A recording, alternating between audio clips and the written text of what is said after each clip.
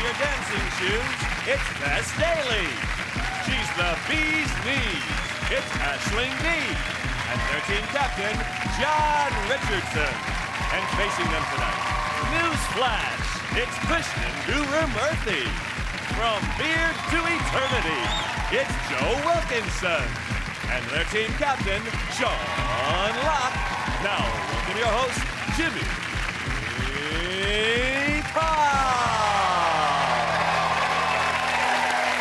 Hello and welcome to 8 out of 10 Cats Uncut, a show all about opinion polls, surveys and statistics. Did you know, for example, 10% of British people let their pet sleep in their bed? There's nothing more relaxing than waking up in the night to feel the weight of your dog on your chest, to feel his fur, hear his gentle panting and sense his eyes staring at you in the darkness. Until you realise, hang on a minute, I haven't got a dog. 54% of teenagers never go to the cinema. Really? Where do they make their phone calls? And 25% of Brits rate themselves 10 out of 10 in the bedroom. I'd give myself 9.9 because I fell over on the dismount. Right, let's get started.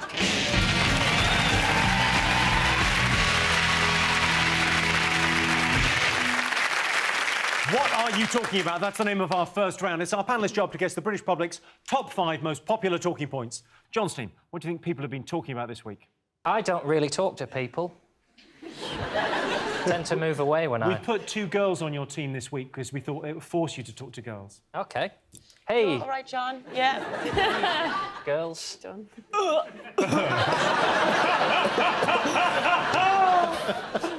about Tesco saying that we're throwing away, is it 2/3 of our food that we buy? Phenomenal. So much wasted food. Yeah, well, specifically, it's the bagged salad. They reckon 2/3 of it goes in the bin. Tess, do you waste any food? Well, I try not to, but yeah, hands up, I'm guilty of occasionally throwing away a bag of salad that's gone past its sell-by date. You've got kids, give it to them. Well, I do. Whatever you and Vernon don't have, throw to them. I do. And if it's not them, it's the dog. But occasionally you do find yourself throwing stuff away, don't you? The thing is the labelling, isn't it? Because they say bag salad, mixed leaves, but actually that's not accurate, is it? It should be mixed leaves stroke compost. That's what it is. You're basically buying a bag of compost. Because sometimes, you know, it's gone off by the time you got it home. I go through red lights just to get the food home so I can eat it. Have a picnic in the car park. I think there's a smell test where we all believe the best before date. Just give it a sniff. If you're not sick in your mouth, it's fine. Yeah. It seems like a lot of waste, 2/3 of everything you eat, but I thought about it, it's true, because I've got an example of, like, if I'm eating a packet of 3 Scotch eggs, I'll eat one and throw the other 2 at cyclists.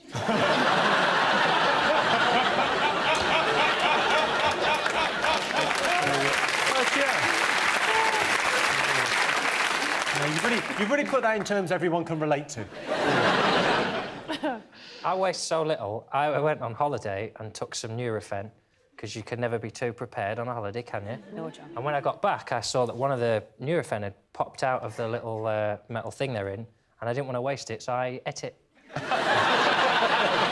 Didn't even have a headache. Just thought, I'm not putting that in the bin. Then I had to get shit-faced just to get the benefit out of it.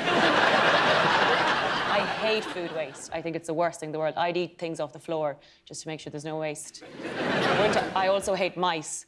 And one time, my flatmate, to catch a mice for me while I was asleep, left some peanut butter by the toaster with rat poison on it and a spoon.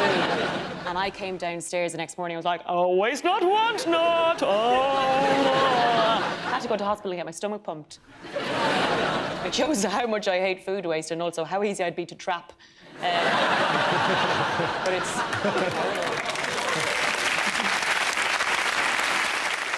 Krishnan, do you waste food? I do waste food. I'm really bad. I'm a bit obsessive about the dates. So I'm always the one who looks at the date and it says it runs out on the 23rd, so I can't eat it. Because if it's off, then I might want to be sick or something. So, Krishnan, you've been reading the news and all these stories about, you know, conspiracies too long. It's planned. Years ago, there was a flood in Honduras and a woman was in a tree giving birth to a baby. A helicopter came along and pulled her out of the tree as she gave birth to the baby, and she was put into the helicopter with the umbilical cord still attached, and they both survived. Your bag salad isn't going to kill you.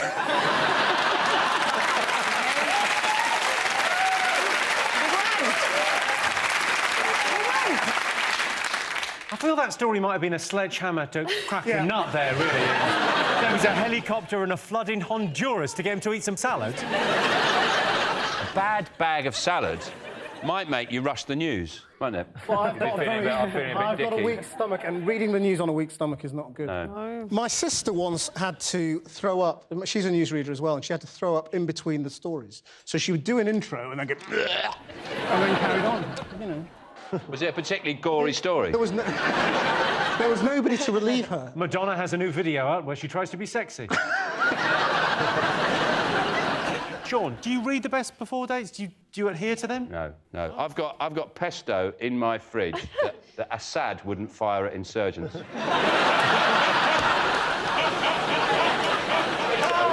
I don't give a monkeys. I'm fine. I've got cast iron stomach. Yeah. The problem is we have a generation growing up now who have never seen Ready, Steady, Cook. So they don't know how to make a meal out of a Mars bar, a red pepper and a stock cube. So they open the cupboards and everything's a meal anyway, and they just go, oh, I've got nothing in. Ainsley Harriott would have turned that into a gourmet feast and been delightful company in the meantime.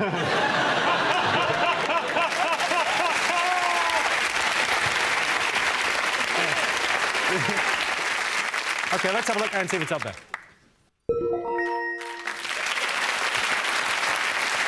Yes, Tesco has revealed the extent of food wastage in the country. According to the survey, 53% of food in this country goes to waste. The rest goes to hips and bums. Right, girls?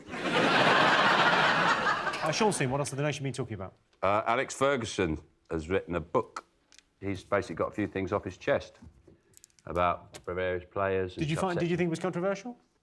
I always think people sort of having a go at him, saying, oh, why is he washing his dirty laundry in public? But imagine managing footballers for that many years. We all know what monumental tossers they are. Imagine just having to manage 22, 25 of those for 26 years. I can't believe he just hasn't just shot himself one day. I can't believe you can get those guys on a bus. It must be like trying to herd cats. Yeah. We have to be there by 2. Honestly, there's a kick and a whistle. I thought what was interesting is the cover. His nose isn't red. It's the one photograph where his nose isn't red. You got a picture of him? Here's a picture. There he is. Yeah, look at his nose. It's brilliant. That's his home nose. That's what he wears to the United home games. Someone should have told him to hold it a bit higher. That looks like his penis is a tiny little Alex Ferguson. He called his My Autobiography, which isn't... It's quite a lazy title. The only way it could have been shitter if it was just called Book.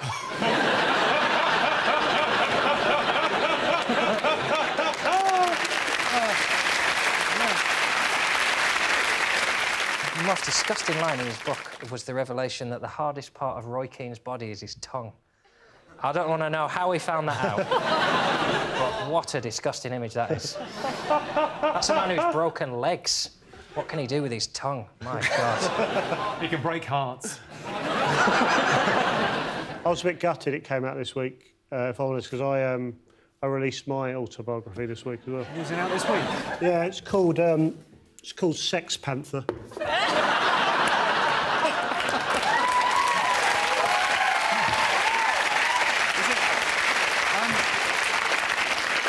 I'll be honest with you, it's mainly about panthers. Yeah, it's mainly some great pictures in there. Yeah, yeah. There's a couple with my top on. Can't find it. Morrissey's got one out as well. Morrissey's got one out. Yep. Yeah. I like to read them in tandem. I read a line of Fergie's, then a line of Morrissey's. So he goes, I wept for days when I realised my bicycle would one day rust. Rooney is an arsehole. OK, let's have a look and see if Alex Ferguson's up there. Yes, Alex Ferguson's autobiography was released this week. In the book, Ferguson is scathing about David Beckham, Roy Keane and Wayne Rooney. If that lot ever learn to read, they'll be livid.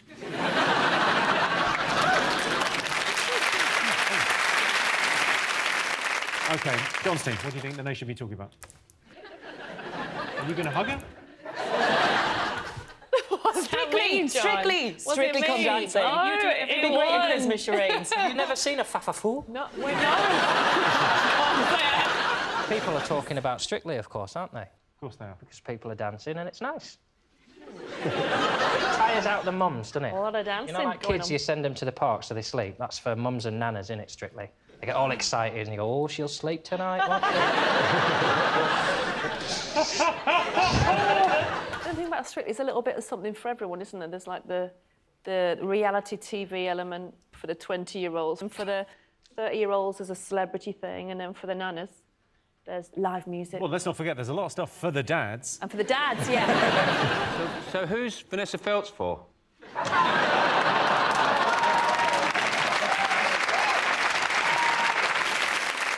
I'm always fascinated by Britain's refusal to let Bruce Forsyth go.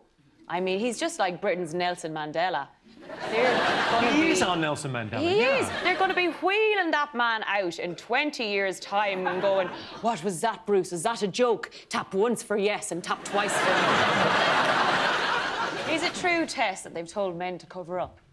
Have they done that? Oh, Ben last week. Oh, when was it? Ben, when he was doing the samba. Well, no, because the rumours were he's going to have a bare chest, and I'm sure further down the line, ladies and gents, he will have a bare chest. Oh, my God, you heard it here first.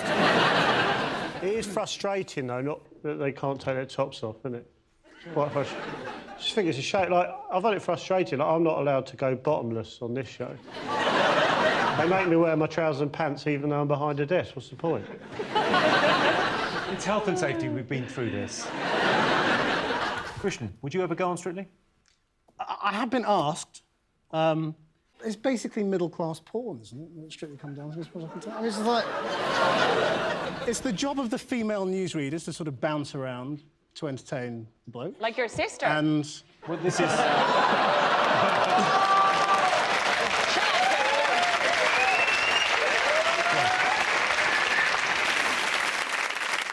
What I find particularly annoying about Strictly is that if you're a camp man, you are allowed to be ruder than a man who is not camp.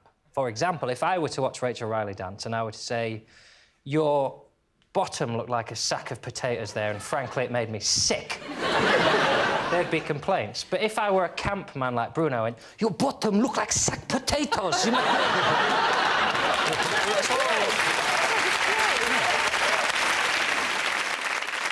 OK, let's have a look and see if it's up there. Yes, Strictly Come Dancing continues. One of the celebrities, Patrick Robinson, is from Casualty. His dance starts well, but halfway through he starts climbing a stepladder to hang Christmas lights over a bath, and you think this isn't going to end well. We're still trying to guess the most talked about things this week. Sean's team. The thrilling climax to the Great British Bake Off. Yeah, or as I like to call it, Britain's Got Trifle. Did you watch it, Sean? No. I don't watch it out of any kind of, I don't have a problem with it, any issue with it. Just didn't happen to watch it. I was a bit disappointed by the winning pie. It was just a pie. What were you hoping? Well, something a bit special. Like, I don't know, pie with Wi-Fi.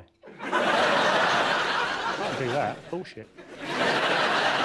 There were people who called Ruby, who was in the final, a filthy slag.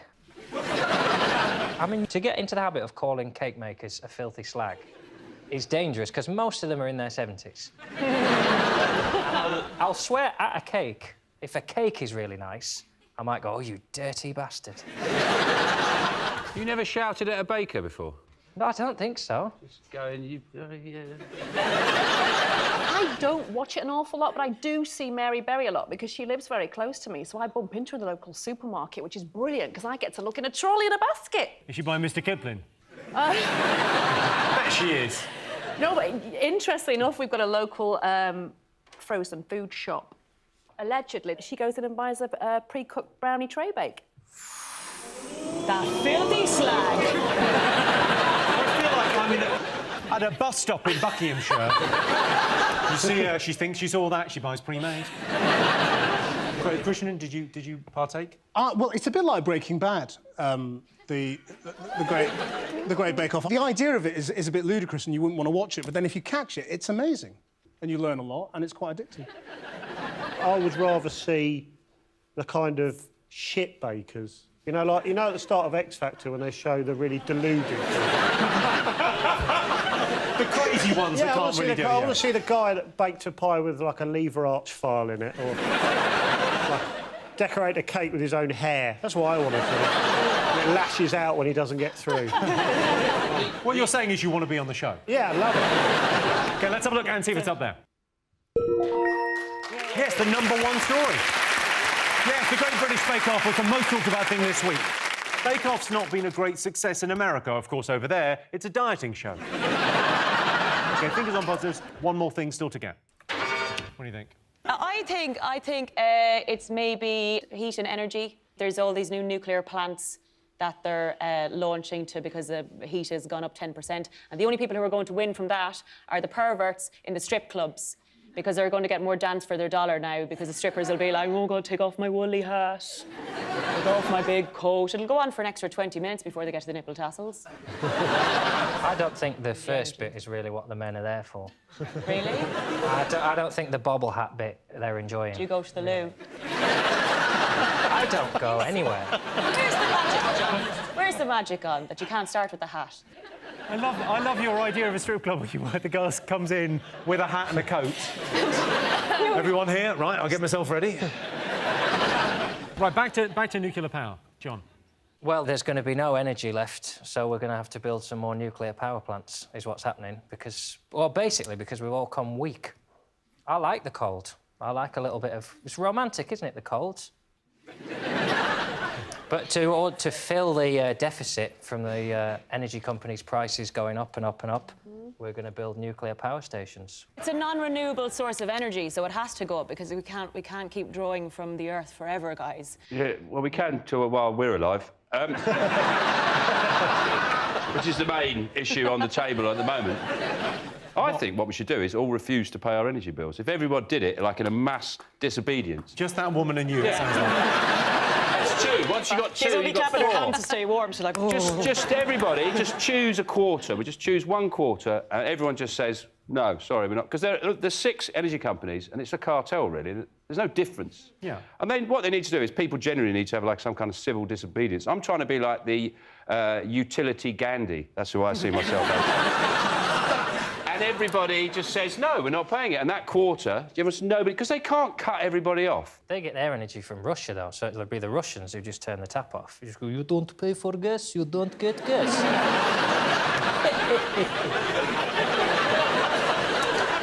I put the shoulder laugh in just because I thought I made him too evil. They're putting it in Somerset, which is incredible, because Somerset has about 5 years' worth of energy from burning dead badgers. Pile them all up. They just set fire to the badgers. They could keep toasty warm. Or don't shoot the badgers. Years. Put the badgers in like a hamster wheel. Get them working.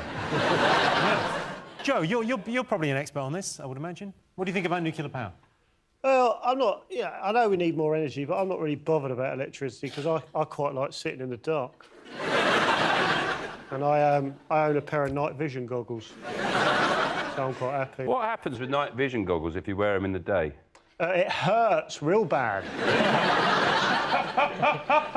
Yeah, I was wearing them, I opened the curtains, didn't realise 8 in the morning, lost one eye. OK, I can tell you it's not one of the most talked about things this week, but the nuclear power station will be built at Hinkley Point, or as it will be known in 5 years, the Forbidden Zone. Fingers on buzzers, one more thing to get. Go on. It's the christening of the royal baby. Yeah. Exciting, wasn't it? They christened him his official title, which is Prince George at Asda. So they're in touch with common people. Yeah. Would you like to be asked to be one of the godparents? I think... would have been a tough choice for them, but... I think it'd be a very difficult choice for everybody involved. I think it's wise that we discussed it and it was agreed that for both parties it wasn't going to work out. And that's why Joe got the job. I'm quite liberal about these things in the church, though. I mean, I'm a godfather to someone, and I said, when they asked me, I said, but I'm not a Christian. And they said, don't worry, just come and meet the vicar. And I said to the vicar, obviously, I'm not Christian. And he said, don't worry, when I just say, you know... None of us are.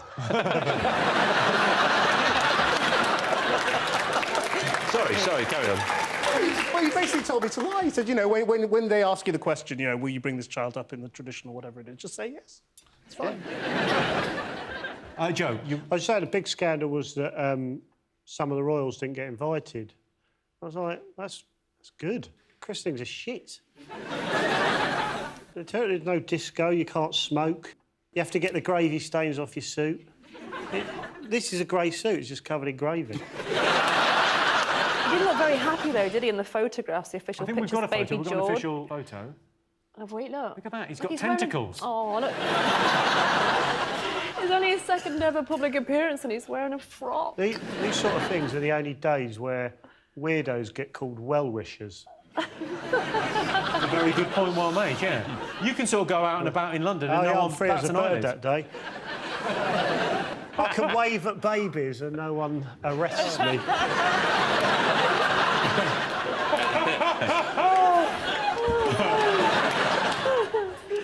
I never care about other people's christening. I have just come from St James's Palace, actually, from here. I was at a royal reception with Prince Charles and Camilla. What were you doing at a royal reception?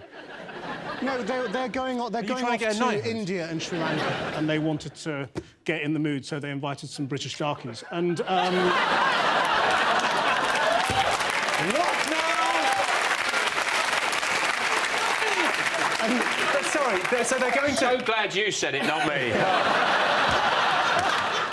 They're going where, sorry? they're going to India and Sri Lanka. And they invited you round to kind of get... Yeah, me and a few friends. Get in the mood, Get some taste travel curry. tips. We've got a picture of you there. Let's have a look. There you are. Oh, gosh. That was at that. quick. Well, they're pictures. They're just... You can email them. We'd have to go into Snappy Snaps to get it developed. Yeah, well, there I am, sucking up to Camilla. What did you talk to Camilla about? I talked to her about something really serious. We are both patrons of the same charity. Oh. So I talked to her about that. It won't get reported as a serious conversation. Whatever the royals say, in the papers they put, they quipped, or they... as if they're these piss-funny, hilarious... The front page of the paper said, "It's the first time the baby's been quiet today," joked William. It's not a joke, is it? That is a statement. That's just a fact. He was noisy, and now he's not noisy. You cannot tell these people they're funny. They get enough, they get driven everywhere and carried in gold carriages. They need an honest appraisal, at least, of their comic talent. To be told, fine what you do, but that's a shit joke. OK, let's see if George is up there.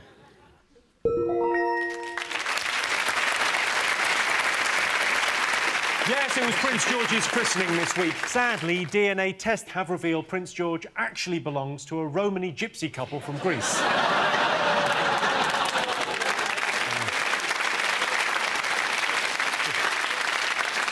So, those were the most talked about things this week. But in other news, the German Chancellor, Angela Merkel, has accused the American Secret Service of bugging her phone. I'm not being funny, but if history's taught us anything, it's keeping an eye on the Germans. Never a bad idea.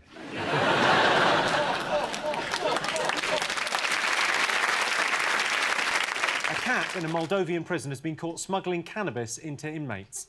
The cat has now been sentenced to death, which means it can only do it 8 more times. And the Vatican has announced it's forming its very own cricket team. They should be good because pretty much every Catholic priest can be described as not out.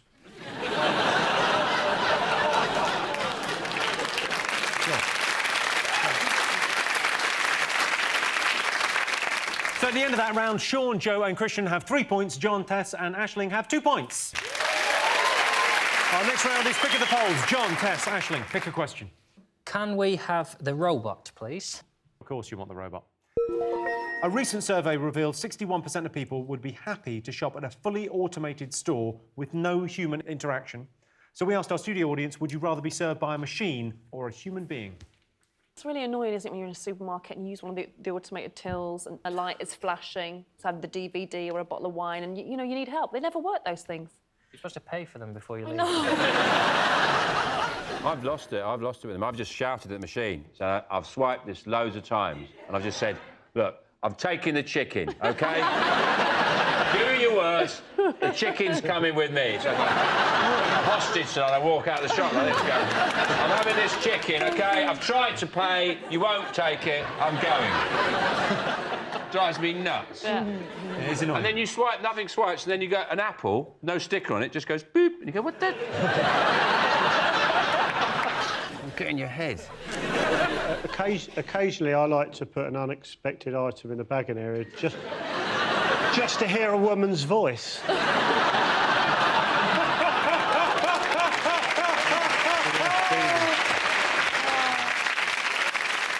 Krishnan, would you rather human interaction, Krishnan, or...?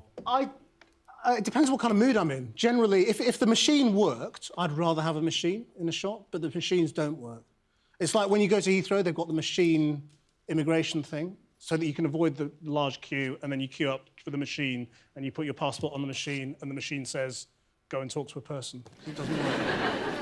So if the machines worked, fantastic, but they don't. I think they do. I'd rather have a machine, because sometimes I'm buying stuff I do not want to have a conversation about. Let me just look at your basket and you go, well, we're not getting through this without a little quiz, are we? What's the worst combo of items you've had to buy at a supermarket? It's more the reason I'm buying it. Once I had a dream about a cake. I had a dream about a cake. Our very own Martin Luther. A set, yeah, I have a dream today. It's a set rhubarb and custard flan. It was rhubarb and custard, but the rhubarb had been cooked in rose water, so it had a slight Turkish delight flavour. It was set round the thing, and the custard set on top round a pastry. I wanted to bake it that afternoon. I didn't want to have to explain why a 25-year-old man was buying rose water and not booze. I should have been buying a 4-pack of lager and a DVD. I was buying rose water and rhubarb. I didn't want what I got, which was a cashier going, oh, what are you doing with this, then? Because you look mental if you go, I dreamed of a cake. I'm genuinely intrigued now as to how that turned out. All I know is, you know, you said earlier you'd like to see an early round of Bake Off where they see the nutters.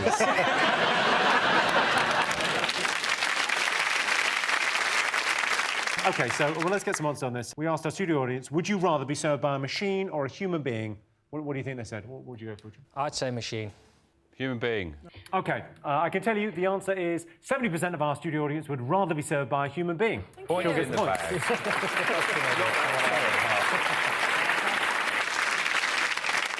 OK, Seanstein, what do you like the look of? I like the look of a crying woman.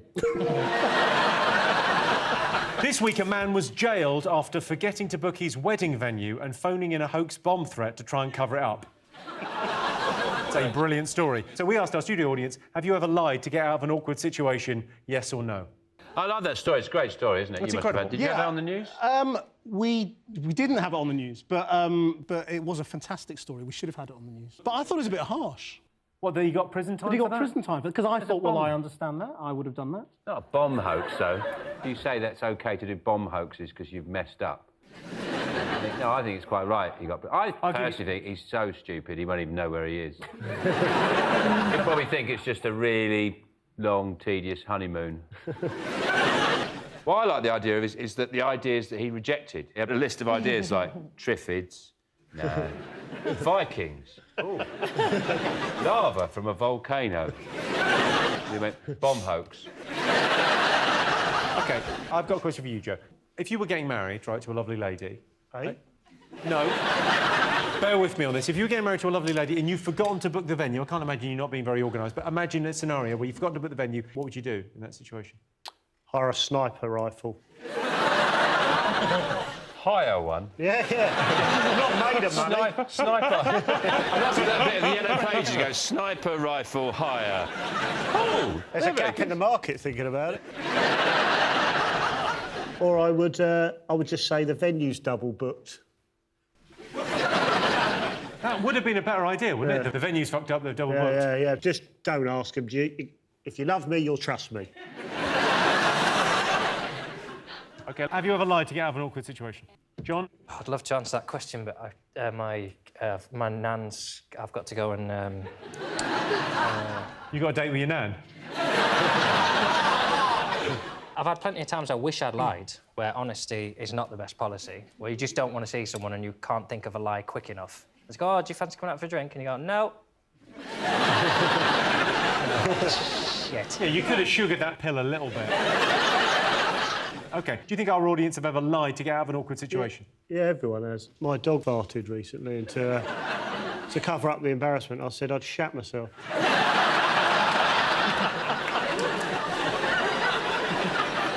OK, so let's get some answers on this. So, yes or no? Yes. Yes. OK, I can tell you the answer is yes. 93% of our studio audience have lied to get out of an awkward situation. Things get out of hand so quickly. I once heard of a girl who lied to her husband about how she got pregnant, and now there's an entire religion.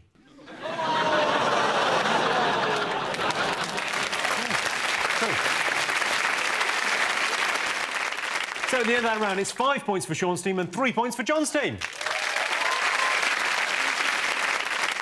And the winner is the name of our final round. Here's your question.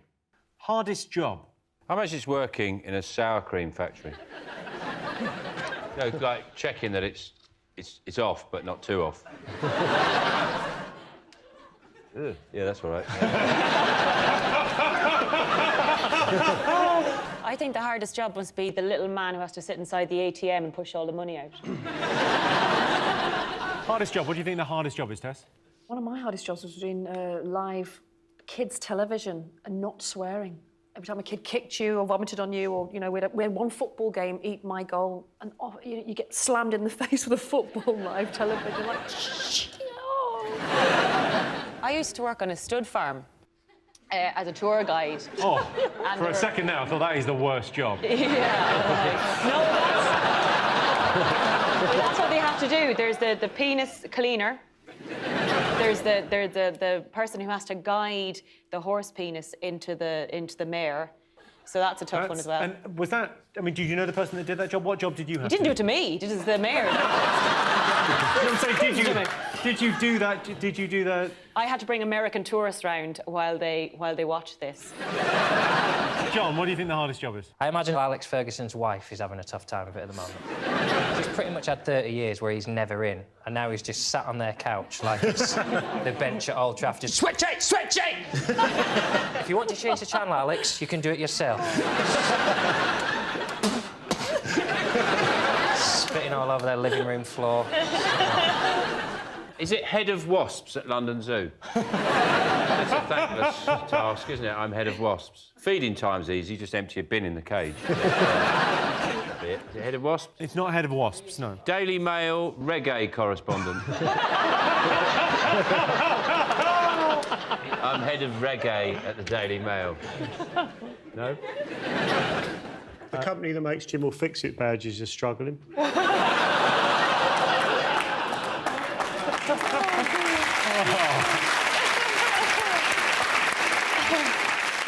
Is it police nurse?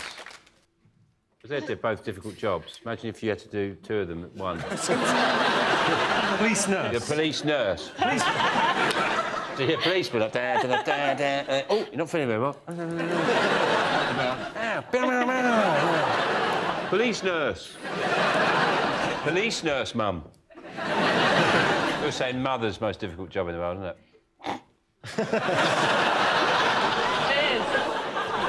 Sean, take that back. Rather than welding and a North Sea oil rig. You get a lunch break on a North Sea oil rig, don't you? Don't get a break if you're a mother, though, Sean. Yes, you do. It's the whole job's one long tea break. It's just a long tea break. Have you stayed at home all day with a small child? Yes, I have, yeah. Have you fed it from your boobs?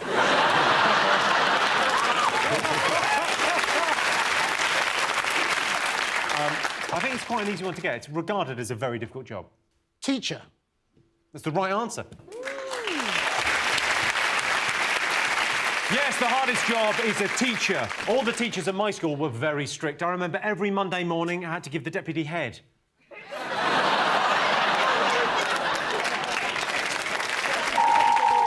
Well, that sound tells me it's the end of the round and the end of the show, which means the final scores are John, Tess and Aisling have 3 points. Sean, Joe and Krishnan are the winners with 6 points. Thanks to all our panellists, our wonderful studio audience, and to all of you for watching. That's it from us. Good night.